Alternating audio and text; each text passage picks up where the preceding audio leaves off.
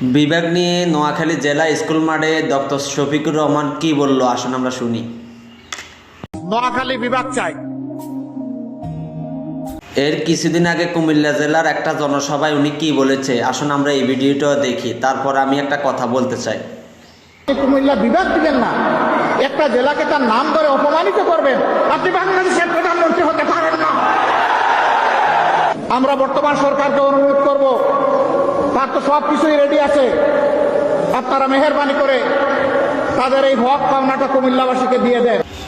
Salute আপনাকে doctor Shafiqur Rahman সাহেব, আপনি ভোটে জিতে ক্ষমতায় বসার জন্য যেভাবে দুইটা জেলার মানুষের আবেগ নিয়ে খেলেছেন, ব্যাপারটা খুবই দুঃখজনক। আপনার থেকে এটা আশা করিনি। আপনি একজন ইসলামিক দলের প্রধান হিসাবে আপনার উচিত ছিল যেটা ন্যায্য, যে বিভাগটা ন্যায্য তার পক্ষে কথা বলা।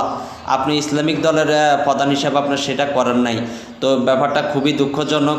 যদি আমার এই কথার সাথে বাংলাদেশের জনতা একমত হন, তবে সবাই ভিডিও কমেন্ট বক্সে এসে সাড়া দিয়ে যাবেন, আর ভিডিওটা বেশি বেশি শেয়ার করে দিবেন, যাতে বাংলাদেশের প্রত্যেকটা মানুষের কাছে এই ভিডিওটা যায়, যাতে বুঝতে পারে একজন দলের প্রধান হিসাবে মিথ্যা আশ্বাস দেওয়াটা কি উচিত না, আর আরও হচ্ছে একজন ইসলামিক দলের প্রধান।